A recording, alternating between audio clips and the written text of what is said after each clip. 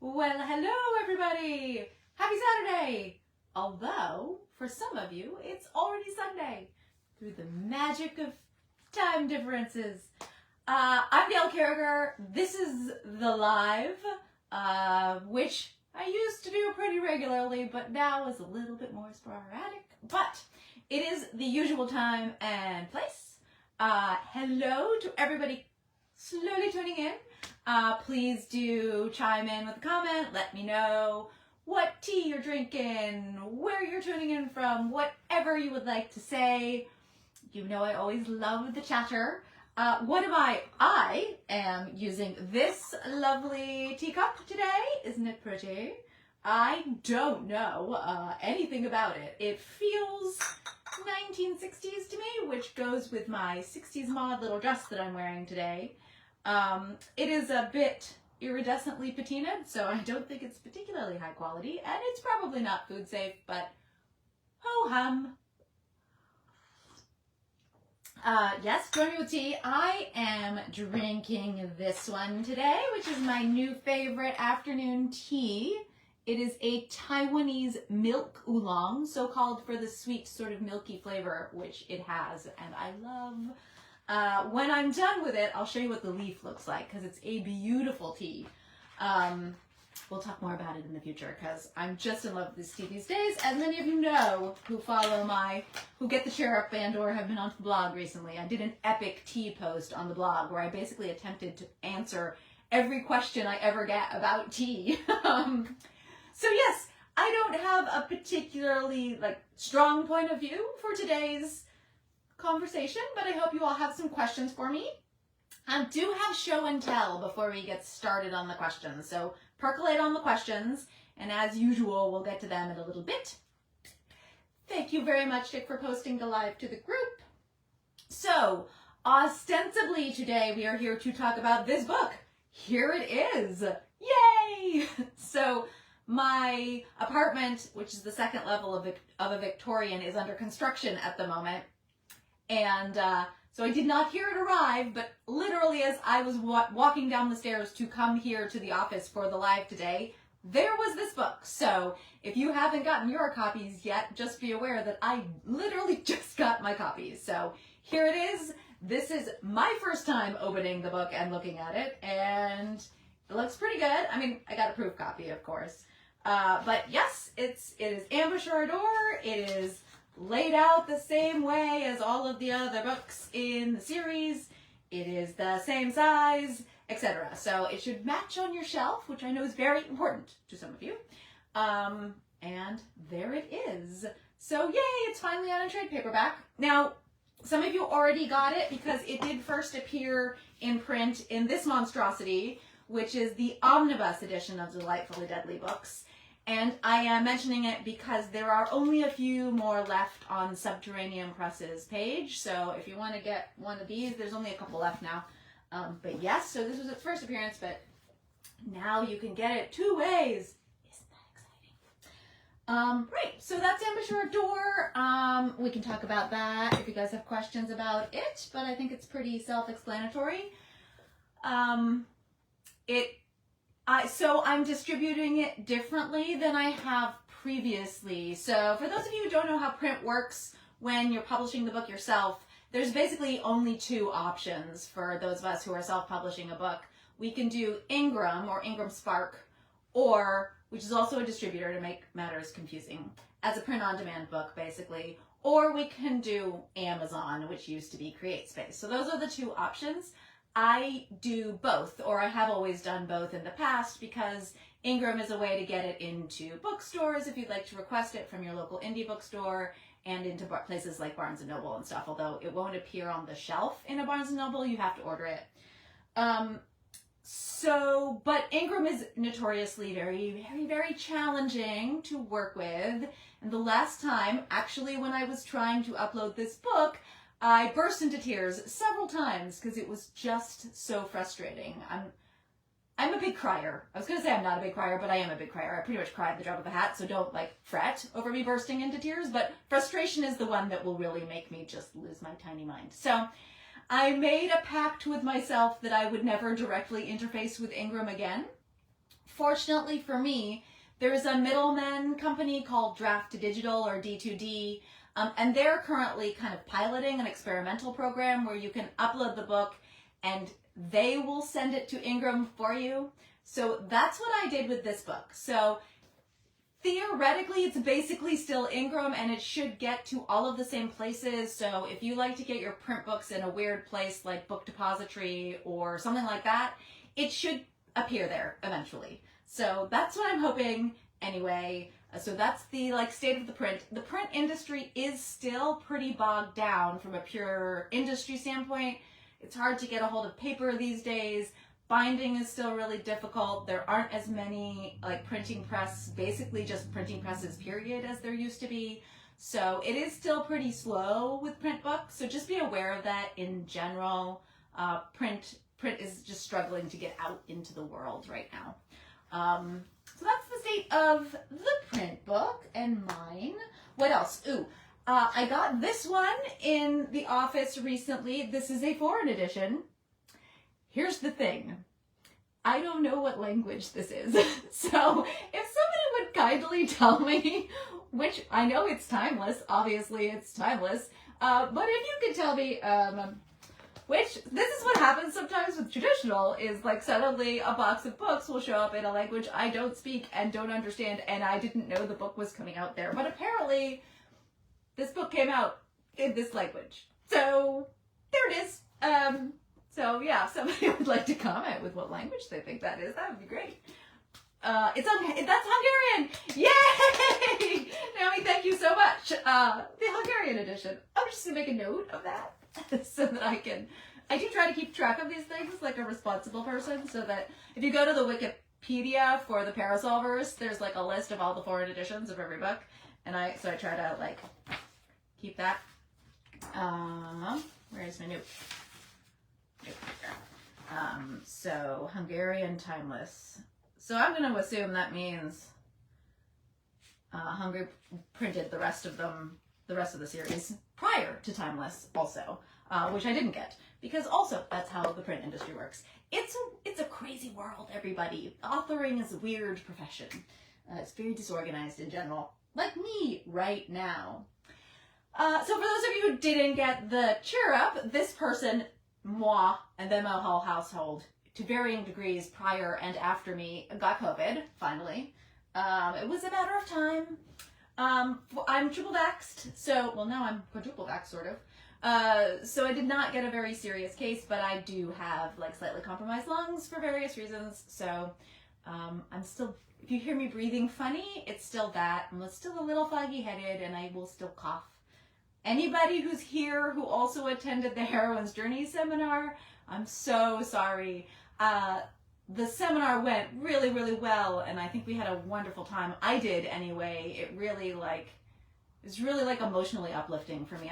I love giving that seminar, and I love all the questions people have, and I love the conversations that result from it. But I was at the tail end of COVID when I did that seminar, and I the last 2 hours is basically me speaking and wheezing and coughing. But yes, I am definitely feeling better. Don't worry about me. I'll be fine. And, so everybody's recovery, if you're lucky enough to recover, is a little different. So I'm just sort of charting mine. So let's see, we had print, we did tea. I would like you all to admire my specialty Japanese teapot. It's adorable and cute. I'm using it specifically just for oolong. It's a dedicated teapot. I'll show you what it looks like inside when I finished my cup. Oh, Avery attended the seminar in Oakland. Oh, you were one of the early ones. You got the pilot program. Thank you for being a guinea pig. That was before the book. What startled me this time around is people attended who had already read the book, and I was like, wow. But then made a point after the seminar of telling me that they still really enjoyed the seminar. Oh, before you ask, I did in fact have a dress on that matched the book cover. I know you know that I always like to dress to match my covers, but sadly I could not get the zipper up on that dress. It's an old zipper on an old dress, and it just caught, and I didn't want to waste time fighting with it. So I just put this one on, which is a 19 60s like little mod pleated number. It has a really cute like wrinkly hem. I don't know how long this is gonna stay in my wardrobe. It's very short, it's a little warm, and it's a little tight these days. So, but I enjoyed an excuse to wear a cute dress for you all. Yay! It is cute. It is lots of sparkles and stuff. So it's a very flashy dress. I mean, I should be wearing it for an evening event, of course. But you are special. I have to dress up for you. I don't have any other reason to dress up these days. Hello, Vanish. Goodness, everybody's on today. It's all the family. Rightio. What else? What am I forgetting? Let me check my notes. I have notes because, like we said, the aforementioned brain fuzzy. We talked about tea. We talked about the books in the office. You have told me that is a Hungarian translation. Thank you very much. Oh, the writing, I suppose. I have 2 specialty projects in the works, which are like not actual books, but like extra bits special books. And they're kind of dependent on contract workers, so I don't really have a fixed release date either, but as soon as I do, I'll announce them for you all. So keep an eye to the Chirrup for that, and whenever I do another live, I'll probably be able to talk about them at that point, or at least one of them. So that's in the works, and then I have the Tinkered Starsong trilogy, which is the YA space opera about aliens recruiting humans for a galactic entertainment system that they may or may not be trying to conquer the galaxy with. And that one is out on submission to traditional publishers at the moment. However, YA space opera is like not a super popular genre. It's not a particularly commercial market, so I don't know if anybody's going to pick it up. But, you know, it's written and I think it's great and it's a lot of fun, so I just sent it out to see if anyone was interested. And if they're not, I'll do it myself. No problems there. It is in the same universe as CRUDRAT, and the main character is also a escaped CRUDRAT. So there is a little bit of crossover, but no crossover characters. It's just the same universe. That is also the 5th gender universe. So it's all in the same, it has sort of the same cast of aliens and stuff. So, yeah, so that's what's going on with that. I'll let you all know if there's any traction. The film animation thing seems to be moving along, startlingly. I actually have they have involved me quite a bit more than I was expecting, so I have some like art to review. I think I'd be very excited with the artist that they pulled in, and I'm not going to say anything about that more, but it's exciting.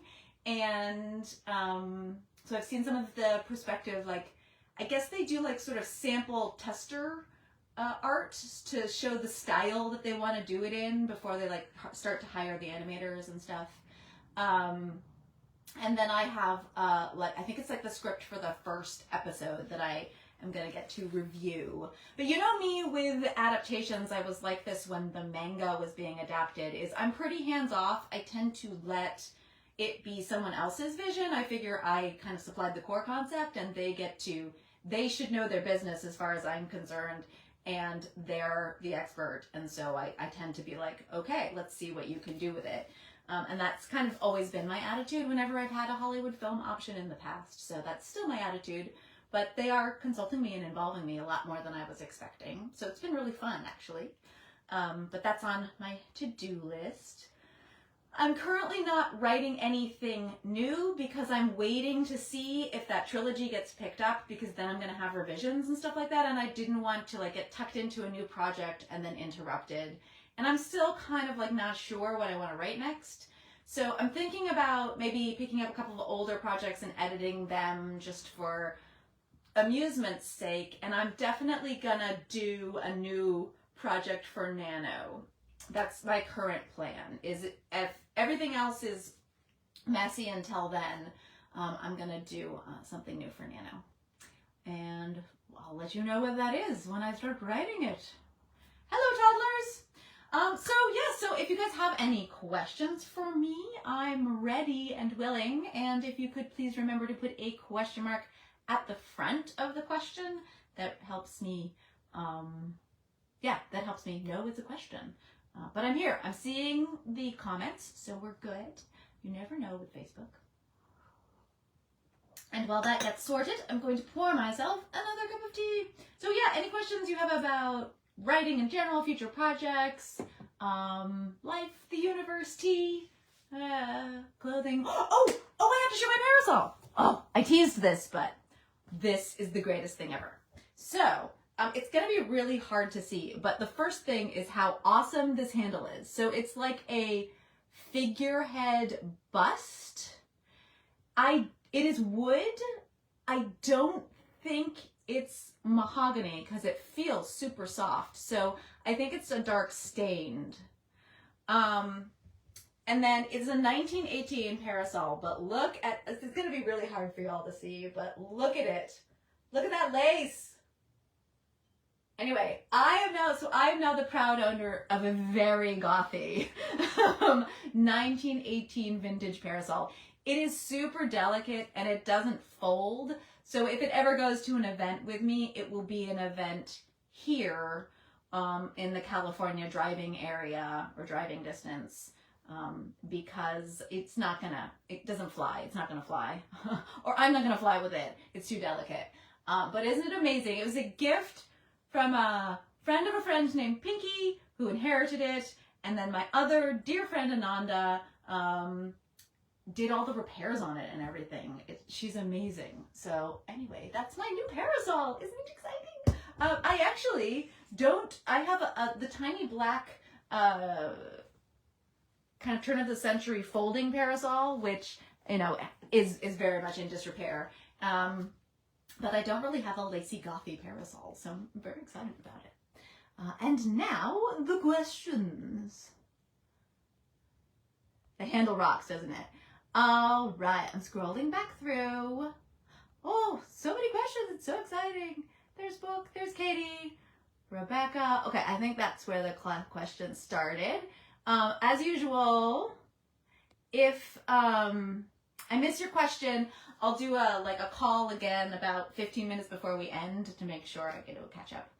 How goes the Carriger K-pop? So Book is asking, that was the slang behind the scenes term for the Tinkered STARSONG series. So we're now all going to start calling it by its series name.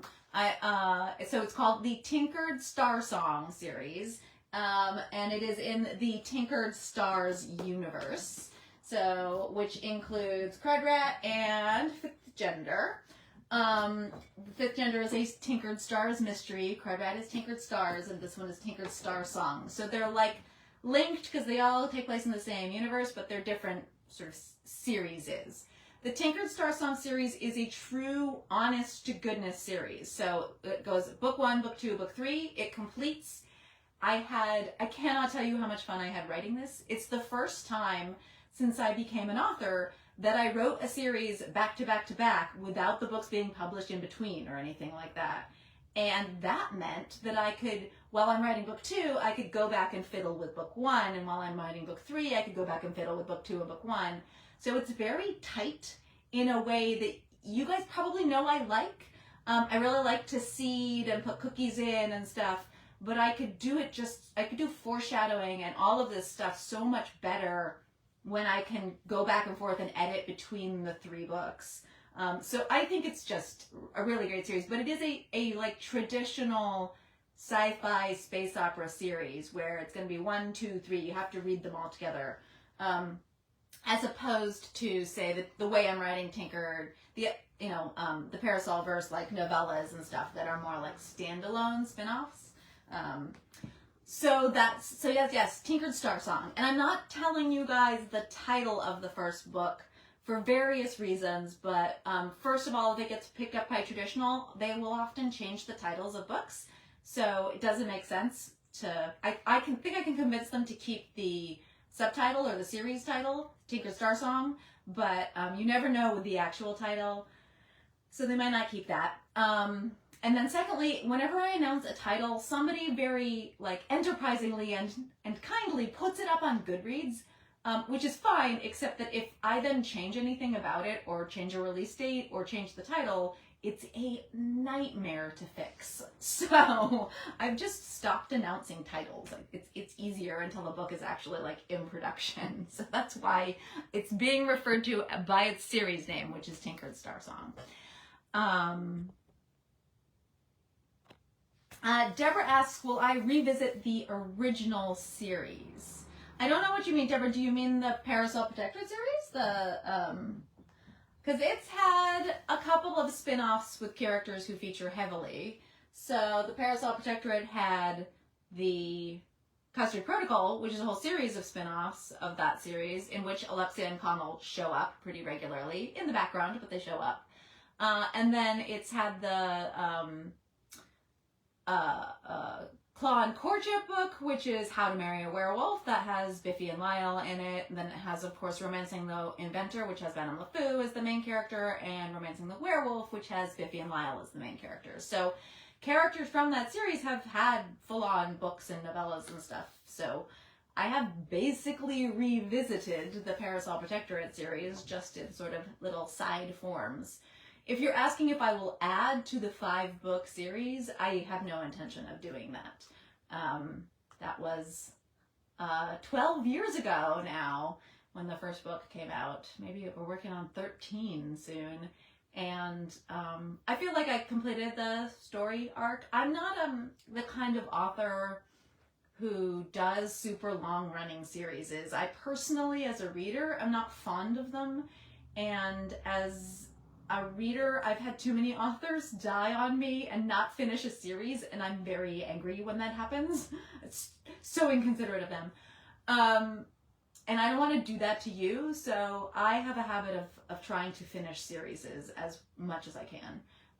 So yeah, so you have 3 completed series from me, and you know, the San Andreas books, which exist as a pretty solid trilogy. There'll probably be more, but yes, so that's just not kind of my style as a writer, is to keep rewriting the same books over and over with the same main characters. It's just not as much fun. I encourage fanfic though, like go off, write fanfic. I won't read it, but you can do that if you'd like. And you know, and read the extra books. Your favorite characters always show up. Like I wrote a whole series with spies in it, right? Like the spies are always showing up. The girls from the Finishing School series. Have my technological woes resolved themselves? Ah, yes. So the last live was the saga of the computer, wasn't it? For those of you who missed that and the report in the Chirrup, I spilled milk all over my laptop, and the laptop was no more. It disappeared in a puff of lactate. Anyway, there was a saga. I won't rehash it. The end result is I have a new laptop. Would you like to meet it? Here it is. It's very exciting. I have moved. So I was an adopter of the very first MacBook Air, and I have always had an Air since then, but now I'm on a PowerBook. And I'm on a PowerBook because of this port right here, which is an HDMI cable port, which is used for presentations. And not having it on my laptop for the past decade has been an absolute nightmare. So I decided to upgrade to a beefier, heavier laptop, which I'm not super happy about the weight of it, but it's fine. Just because of that port, really. It's working out okay. I can't use some of my old programs, but the saga of the dying Air resolved itself into me having an extra Air now, due to desperation and various other things. So I basically have my old computer in a recombo updated form, basically. And that is now where I do my copy editing, because it's the only computer I have that runs Microsoft Word, and I still have to do copy editing on Microsoft Word. And like a couple of other things. So I basically am running a 2-laptop shop here these days. But whatever works, right? So yes, but essentially I have a perfectly serviceable working computer. And if impressed by my lack of stress over this, I back up like a mofo. Like, I have multiple backups. I have a solid state backup at my home. I have a solid state backup at the office, and I have a portable backup. A Seagate that like travels with me back and forth. I am that paranoid. If I'm feeling really paranoid, I will also back up my current working project if it's like a copy edit that's in Word, because Word is the one that will eat documents. I have that backed up to a flash drive, which looks like a squid, called the Squid. So the Squid will also have a project on it sometimes. And then the biggest reason I'm never super fussed is I work in Scrivener for my rough drafts, which are always the hardest thing for me to write, and the hardest work, and the most work. And Scrivener backs up to the cloud, so I don't have to worry about it. So when I spilled milk on my laptop, I was upset, of course, and it was expensive, of course, but I didn't lose anything at all. Not a single word. So it was all good. So those are my technological woes. Have I seen Love and Thunder? Thoughts? I don't even know what Love and Thunder is. I am sorry. I am currently watching Alchemy of Souls, which is ridiculous. So that's my current watch. It's so absurd. It's on Netflix. It's a K-drama, but it's like a K-drama fantasy historical, but it's like CW level. Like, the acting is wooden. It's so pat in its world building, and yeah, it's fantastically terrible. And exactly the kind of cheese fest that I needed right now for summer nonsense. So Harley asks, do I know when I'll be working on the next San Andreas book? So I have the title and the sort of plot outline for that book. It's the Dratzi Dilemma. I had intended to write it November of 2019, and guess what happened? I got super sick, and then COVID hit. And so, and COVID just sapped my creativity, and I couldn't write anything. And I really did not want to write anything that was set on Earth, it turned out. That like I couldn't write, and I couldn't write, and I couldn't write. And then when I gave myself permission to write into space, I was okay. It's like I actually had to escape the planet in order to be able to psychologically tackle any kind of fiction. And I'm kind of still there. I'm still in space for a bit. I think I'm still not, the muse is still not happy to come back to Earth. But that doesn't mean it's not going to. It's me, it's my muse, it's arbitrary. And I do have intentions of writing it, but I have no concrete like set schedule or plans yet. But don't worry, it will happen. It's going to be Trick's book, so Trick will get his book, and with Kettle. So those are the main characters. But I need to sort some. Sorry, I lost a button. I need to sort some stuff out in my own emotional brain and writer creative side before I can return to the boys in Sausalito. Have I made any of my characters ticklish yet? Oh, that's a reference. Man, you have a good memory. Katie, I mentioned once that I almost never write ticklish characters because I'm not ticklish and it just doesn't occur to me. And the answer is no, I still haven't made any ticklish characters. I really should. I'm going to make a note to put a ticklish character in an upcoming book. So now I have a note that says Hungarian timeless and ticklish character. You all so helpful. Next question. Oh my god, Parasols is amazing. Robin asks, have I seen Our Flagman's Death? Okay, so I have it ready to watch, but I haven't watched it yet because I don't know if it has a happy ending or not. So somebody who feels like telling me, I don't know if the series is, or the first season is ended yet, but I'm not going to watch it if somebody I love dies, and it is a story about pirates. So I'm scared is the answer to that one. But I understand that it is amazing and wonderful and funny and great, but I don't want to see anybody die. So there it is.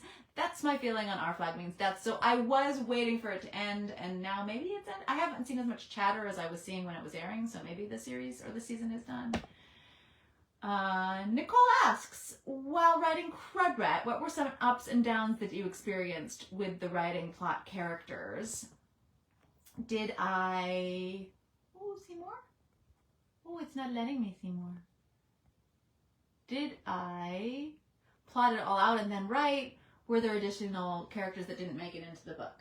So, CRUDRAT. I wrote CRUDRAT 12 years ago. I don't remember anything. I wrote it kind of on a whim. So I had just written Soulless, and Soulless was in like the hell of acquisitions. So Soulless took like a year and a half to find its publisher and get sold, and it was kind of a nightmare. So I didn't want to write anything else in the Parasol verse, and frankly I didn't know if it was going to be acquired as a standalone or as a series, so I just didn't know what was going on with that. And I was working on my PhD at the time, and I just decided to do something completely different for just on a lark. And so CRUDRAT jumped into my head at that juncture. And, you know, I remember it just like kind of flowing out of me really easily. It's me, so I'm sure I had some kind of outline. I always have an outline. But I don't think I cut any characters or did a major like cutback or super edit pass on that one.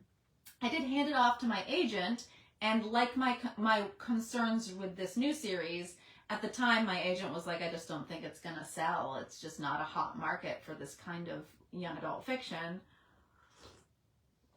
And also she wanted a big edit pass on it, which I didn't like how that would change it. So we just straight up disagreed on what to do with the book, and so I ended up bringing it out as the full cast audio a decade ago.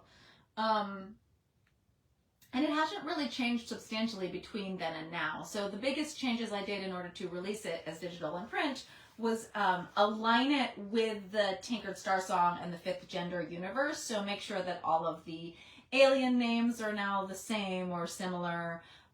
You know, obviously because languages are spoken differently in different parts of the galaxy. But basically I just tried to like fit it into this shared universe that I've been building in the stars. So that was part of it, and then I just cleaned it up quite a bit. And what else did I do to it?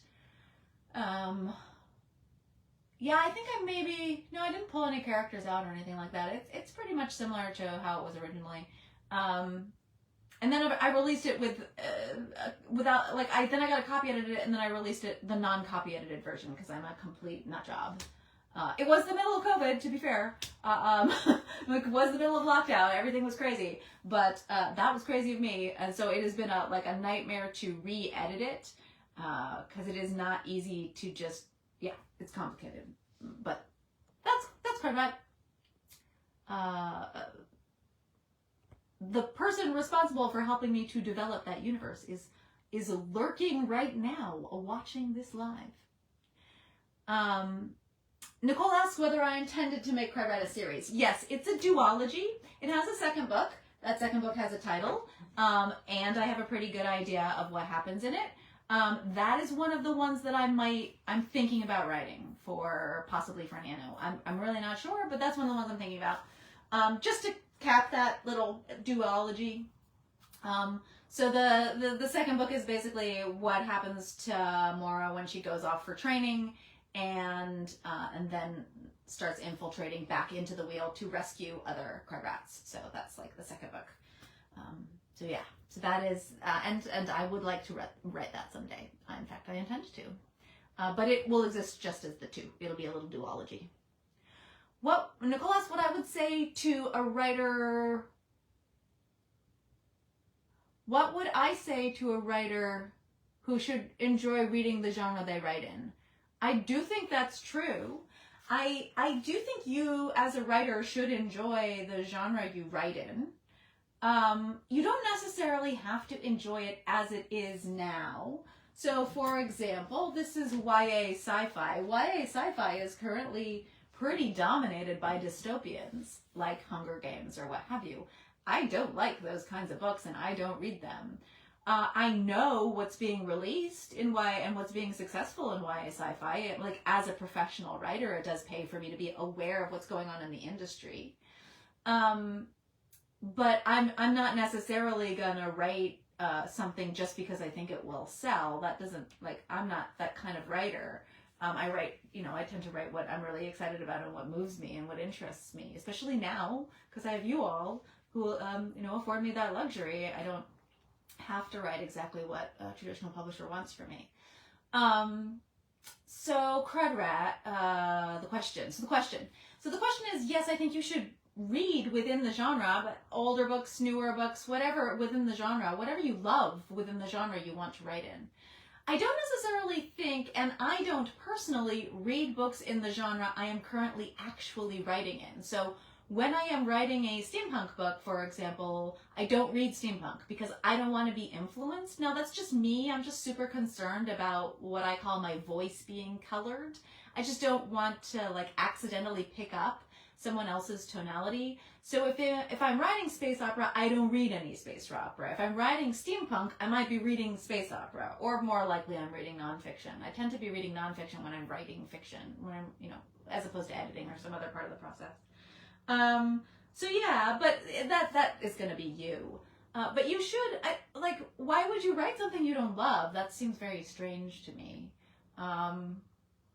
Although that said, there are some things that you might like or dislike out of any genre that you enjoy if you're a varied reader. I'm a very, very varied reader. I read a lot of different stuff, so.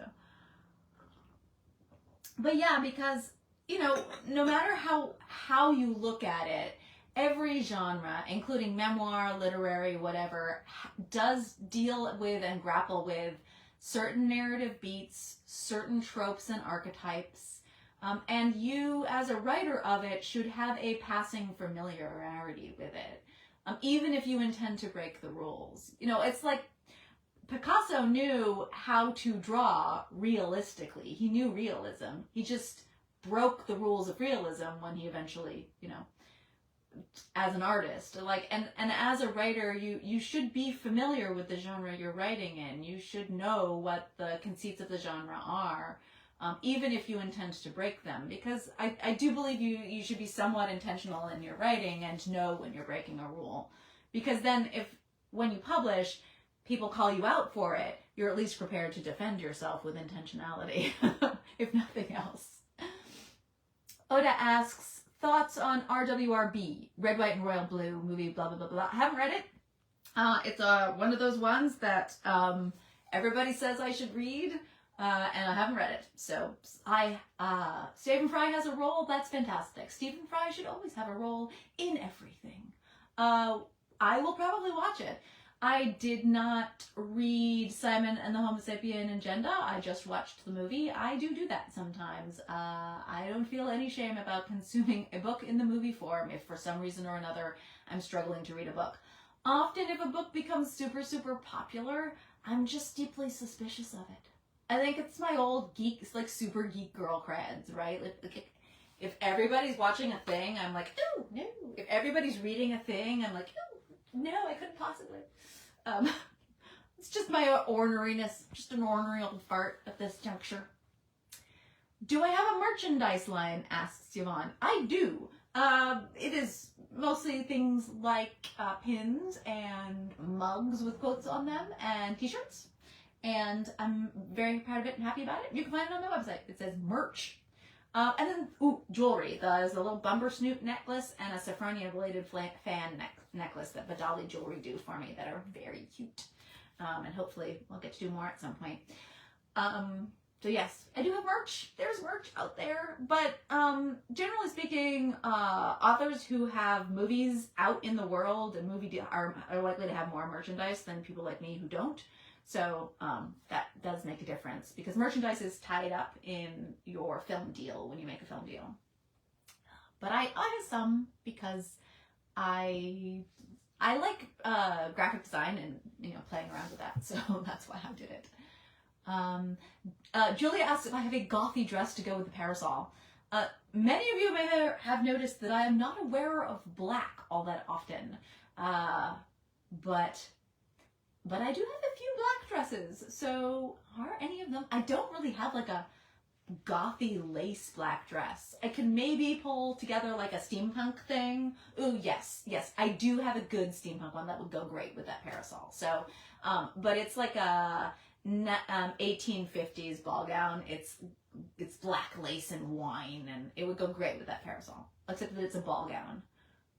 Oh well. So I'll probably do it for a historical costuming event at some point when I put that parasol out into public. When the parasol makes its debut, it will be at a historical thing. Lavender says that they've been really feeling delicate lately. I hear you, sweetheart. And have been reading very safe, cozy books. And bought CRUDRAT on release, but I haven't read it yet. Should I hold off? Oh, it's probably fine. CRUDRAT is a lark. There's a little bit, okay, when Mora is escaping her home station, there is a bit of kind of bullying in that section, but she's real tough and she can get away. She's great. She's kind of acrobatic character. She's very physical and very tough and takes no guff. And you get to meet about halfway through her best friend, a large fuzzy alien, and the book kind of becomes pretty fuzzy from then on because it's more like pulling together a friendship group essentially and escaping the badness. And then it just gets better from there because she goes with Fuzzy to his people and meets all of them, and they're pretty awesome. I love writing an alien species, so they're a pretty awesome alien species, and they're very friendly and fun, and I like them a lot. And I hope you do too. So I think it's more like a rollicking adventure than it is. It's not like a found family in the romance way that a lot of my other books are. Like, well, this one is, people have been telling me that this one is very bittersweet and it made them cry. So maybe not as comforting as I'd like it to be. This one's more comforting, right? Like I would call this a comfort book. CRUDRAT is more of an adventure than a comfort book, but I don't think it's very damaging. Other people who have read it can comment and let me know whether they think. I mean, pretty much everything I write always ends warm and comforting, like a big hug. And CRUDRAT does too. It has a tiny bit of a cliffhanger, but Mora has found her people and found her place. It's just that there's clearly a new adventure in the works for her. So I think the end of CRUDRAT is also quite satisfying, or I wouldn't have released it. So yeah, I think you'll be okay, but maybe other people can comment and let you know whether they think CRUDRAT is comforting. Deborah adds that they did me the Parasol Protectorate when I was talking about the original, and if you love the Parasol Protectorate characters, then you should definitely pick up these two. Oh, no, that's finishing school. Where's the boys? Where are my boys? Here are my boys. These ones. So the Parasol Protectorate characters reappear in these three books. So, oh no, not that one. This one. These books. I think Alexia has a full-on appearance in this book, so you get to see Alexia again. And Connell shows up in this one. Connell shows up in this one, too.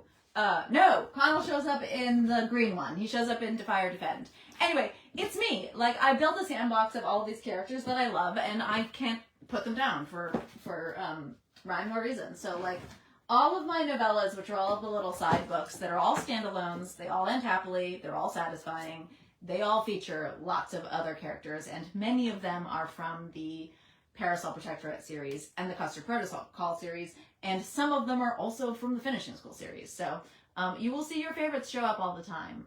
They just don't get it's just not Alexia and Connell's book, specifically. People are saying fun commentary. Another question. Sue asks where I buy my parasols. These days I seem to be a recipient. Recipients? That's the wrong word. I'm gifted parasols often, so I'm now sort of known as the parasol person. So people will gift me parasols. I buy, like, my antique folding one came from a vintage fashion fair. Steampunk conventions often have parasol vendors at them, And then I think it's called Priscilla's Parasols. I have like an online vendor who specializes in those lacy ones, those like Baton Rouge lace. Is that what they're called? Anyway, and they come in all sorts of different colors and sizes and stuff. So I have a couple of vendors I go to. Yeah, if you're really interested, the lacy ones are like, you know them, they're like purple or pink or whatever, or black or white. You've seen them. They're the ones that everybody has. They're like cotton, open lacework, edging. And that's the one that I have a couple of different like colors and stuff of. And I can be a little rougher with those because they're modern and I don't feel as bad if something happens to them. So I'll travel with those ones too. And then I have a like a bamboo Asian style parasol with a big octopus on it. That came from Donna, my cover model on the Parasol Protectorate series books, who used to own a steampunk vendor. Complicated. But those turn up at like, you can get parasols at like goth fairs, Renaissance festivals, places like that. They'll often have, or if you have a local city that has like a Chinatown or something, they'll often be parasols there at a pretty reasonable price. Robin asked if I've ever considered doing a book or series with Mademoiselle Geraldine and the city whose name is escaping you. I have not, clearly, since the name is escaping me too. I don't know which city you're talking about. I had thought about doing some of the teachers' pasts or futures, I suppose, from the Finishing School series, but I want to get through like the student characters first. So maybe someday. Katie asked if I name my computers. I name all of my computers, yes. I name almost any inanimate object in my life that I think I might yell at. I think if I'm going to scream at things, and I scream at technology all the time, we are in a near constant state of battle. I should be able to yell at it by name. It's only polite if I'm going to yell at it, after all. So this one, I named them all after Greek goddesses for a while. This is Helena, I think. I think we've gone to Shakespearean characters at this juncture. Or will be. I don't know. We haven't settled on a name yet. It's still new, so we're still negotiating the name. But yes, I have, like all of my vehicles, it started with cars. All my cars had to have names, and then computers. But I don't like my phone doesn't have a name or anything because, you know, phones. The phone is my real, like, I really hate cell phones. I always have. I had a pager longer than probably I should admit to, and then I had a flip phone way longer than I should admit to. I don't see why I'm so important that I need to be gotten hold of all the time. It just makes me annoyed. Oda asked what my current read is. I knew somebody was going to ask you this question, and I didn't download. I didn't check. I just finished something. I've always just finished something, and then I've immediately moved on to something else. The current book I am working on, which I did talk about, is this one. I'm still working on it, everybody. Look, The Little Prince is this fairy tale narrative thingamajigger that is so globally popular. And it's a French noirish kind of piece.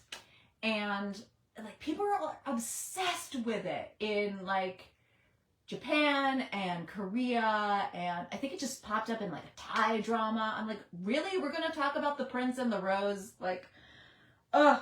And I remember reading it when I was a child and really not liking it. So I was like, okay, everyone talks about it. It seems to be the sort of a universally appealing narrative. I'm gonna try it again. And you can see, this is a kid's book. It's a kid's book. It has, you know, pictures. And I cannot get through it. I have to read like 4 paragraphs a day, or like every time I'm in the office, you know, every other day or something. It's still not my thing. And I'm really just trying to understand why. It's one of those situations where like, you know, because I'm a person who's very interested in narrative, and fable is, and like the broad appeal, especially like cross-cultural appeal of certain narratives, but it might be super popular in most of the world, but my brain is not happy about it. I don't like it. Don't like this book. So maybe I'll finish it at some point. It might take me a year, though. So that's what I'm currently reading. I'm currently reading a book that's pissing me off. Classic. Right. Oh, Thor. Somebody had asked me whether I'd seen Thor. So I'm not a big theater moviegoer, so I haven't been to a lot of new releases. I am a Marvel girl, but I was a 90s Marvel comic book reader. And I sort of loosely follow the Marvel Universe movies, but I haven't been super wowed in a really long time. So I haven't seen it yet. Thor. The new Thor movie. Thank you for asking, but sadly. These are the noises that I make. For those of you who are new to my lives, I make silly noises while I'm scrolling through your comments, looking for question marks. Have I heard of the book Legends and Lattes? Asked Robert. No, but it sounds interesting. An orc opens a coffee shop. Yay! That makes me very happy. No, but I'm writing it down. Legends and Lattes. Orc Cafe. I'm getting super into like foodie romances and that, or foodie set stuff. I'm already a foodie, so I might as well super like enjoy books that are set in and around food. There's nothing wrong with this. It might be that the next fifth gender Tinker Star mystery might involve some sort of food. Just saying. I'm very excited by this. So I've been reading a lot of foodie stuff. I read some foodie cozy murder mysteries next. Book is asking, in a battle of words wits between Alexia and Amelia Peabody, who would win? Probably Amelia. I've only read a bit of the first Elizabeth Peters book, but Amelia's very sharp. And Alexia is deadpan and pat, but like, I don't know how quick she is off the mark. Lord Aquildama would win, of course, in both cases, but my money's probably on Amelia rather than Alexia. There seem to be some very fun comments, but I don't know what they're about because I'm behind you all, as usual, looking for questions. Katie asks, have I seen the movie Rock and Rule? It will warm. That sounds great. Warming the cockles of the heart is always good, but I haven't seen it. I'm always out of touch with like whatever's very popular in like the movie and series world. Will I be making an updated audiobook of CRUDRAT? This is a good question. So CRUDRAT currently exists in audio, but exists only as the full cast audio. I do have the audio rights to do CRUDRAT as a single narration, which is how all of my other books are done. And I might do that. But what I would want to do is have written the second book first. That makes sense. So that I could get the same narrator to just do both books back to back. That would be the plan. So that I don't, like, it's just be more, like, easier to organize and plan and stuff like that. So the second book hasn't been written yet, so that's why I'm waiting. And meanwhile, it does exist in audio form, even if it's not the form that you might personally like. I feel good that it's at least out there as an audiobook. And it's kind of an exploration of its past, so the full cast narration is from how it first looked, how it was first written. So the some of the aliens' names are different and stuff like that. And some of the prose is a little bit rough. So you can hear what I sounded like, a decade ago, with the same book if you want. And I don't mind that, really. I think it's interesting to think about, especially with something like words and a book, the nature of the evolution of the storytelling of that piece. I mean, we come as a species from an oral storytelling tradition, which obviously morphed and changed so much.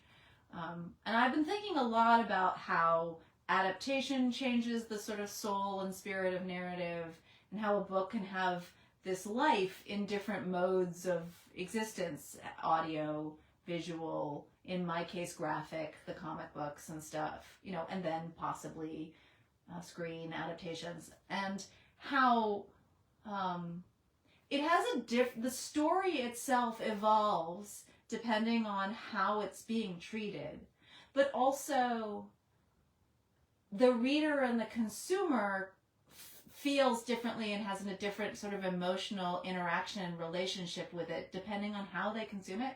Like, I don't know how many of you both read something and then also maybe listen to it, or read the book and then watch the movie adaptation or something like that. And I do know that a lot of people, especially with books being adapted to movies, get really angry about how different it is, or a favorite character being cut or something like that. And I used to be that way, but I'm getting to the point in my life where I can look at something like, say, The Lord of the Rings, to just take an old example, so I'm not offending anybody, and appreciate both the book version but also the movie version as kind of different art forms. And yeah, they're dealing with the same characters, and a movie by its very nature, because it's casting actors in character roles, is more immediate. So in other words, like when you're reading about a character, you can imagine them however you want to imagine them, and you can associate them with your own lives. But once a character is being drawn, suddenly that character is more kind of fixed in time and space. And when a character is being acted, they're even more fixed in time and space, because then you only have the image of that person in that role. Does that make sense? But I started to think of these things as different pieces of art, but sort of centered around the one core starting narrative in a way, but definitely separate from each other. And as such, you can approach them and appreciate them differently, and like something more than the book or less than the book or whatever, and feel emotionally different about it. I think I've been thinking about this, like initially I started seriously thinking about it in terms of fanfic. So I don't read fanfic, and I've talked about why before, but I find it really interesting that characters can go off and live and be written about in someone else's voice and in someone else's imagination, and in some cases lifted out of, you know, their core original time and space, and, you know, put into a small town romance or a horror novel or something. But also the way fanfic is executed, the way it's consumed in small doses, serialized, with the nature of the fandom interacting with the fanfic and leaving comments and all that sort of stuff. It is a new and different art form again that words can take on. And I don't know, I'm getting very philosophical on my old age, I suspect. And, you know, writing this book made me think about narrative differently, and how stories can be told differently. And not to necessarily judge the different way that a book can be put out into the world, whether it's orally or visually or what have you. Just to think about it as different formats. And, you know, when thinking about like disability and access and stuff, like it makes it more accessible to a wider range of people when something is presented in all of these different ways.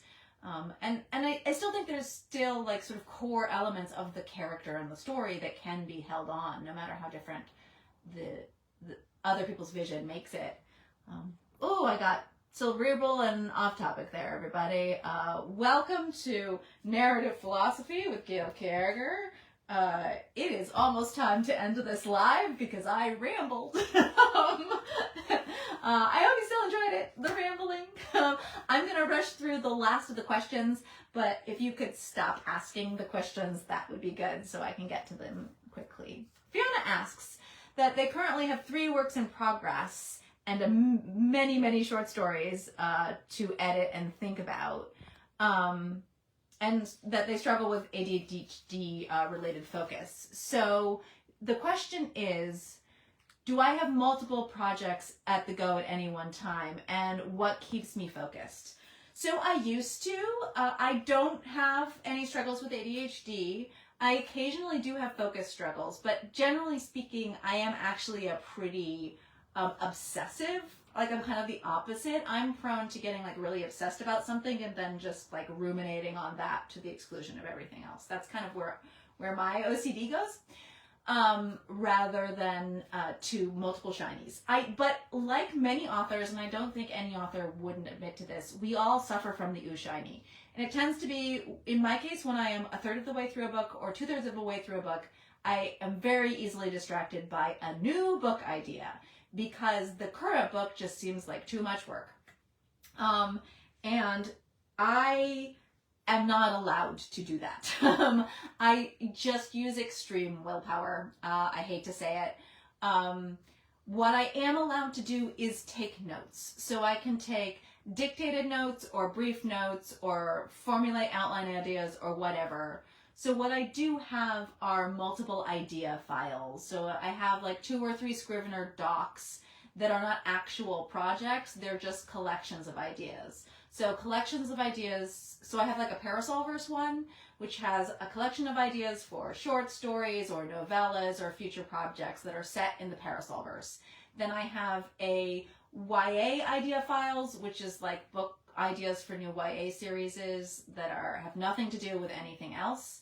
And then I have like a catch-all file, which just has like any other ideas or thoughts or concepts. I also tend to have a couple of notebooks which just get phrases written down or pretty structures of words. It's almost like a poetry or something, but not. And that's just because I'll wake up in the middle of the night with a really cool phrase in my brain, and the only way to get it out is to write it down. So I just write those down in notebooks. And then sometimes I'll glance through them and see if it fits into any of my current editing or work in progresses.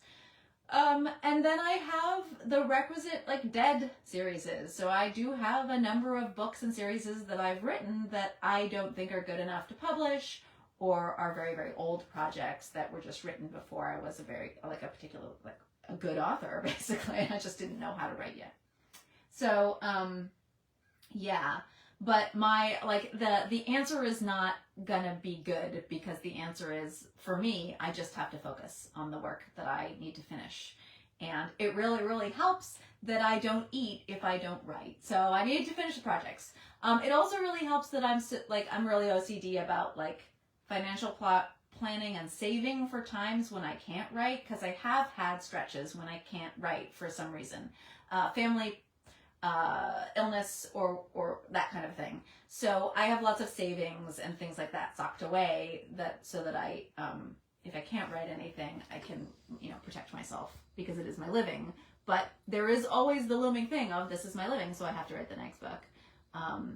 But I have tried to sort of structure my whole career at this juncture in such a way that I have a little bit more flexibility in terms of what I choose to write next, which is part of the conversations we have here on this live, is me gurgling about what I'm thinking about writing next. So I'm scrolling through for any last questions, and it looks like I'm not seeing very many, so that's great. As usual, we've had a nice, tidy little hour's chat, and I loved talking with you all. It's been awesome. Thanks for some fabulous questions and for meeting my new Parasol. Fiona wants to know how I feel about Bridgerton. I watched the first season and I thought it was very much like that book, which is not my favorite of the books. I've read, I think, 3 of the Bridgerton books. So this new season is actually one of my favorite. So Kate's story and Penelope's story are my 2 favorite of the Bridgerton books, if I remember. I did read them like a bazillion years ago when they first came out. So I will be watching it eventually, but I just haven't gotten around to it yet. I've just been sucked into K-dramas recently, and like the idea of watching something in English is like a weird turnoff for me for some reason. So I just haven't watched anything that is in the English language. Have I seen Mr. Malcolm's List? No, I've never even heard of it. Asked Robin, what do I do to give my work to beta readers? Oh, what form? Oh, Nicole is asking a technical question. What form do I give my work to beta readers in? I give it to them in Word.docx, and they use track changes. That is how I communicate with my beta readers. I hate Word, but it is the only thing that I can really work in and out of easily. And in my case, with my beta readers, they get it in order, and it tends to be based on their schedule.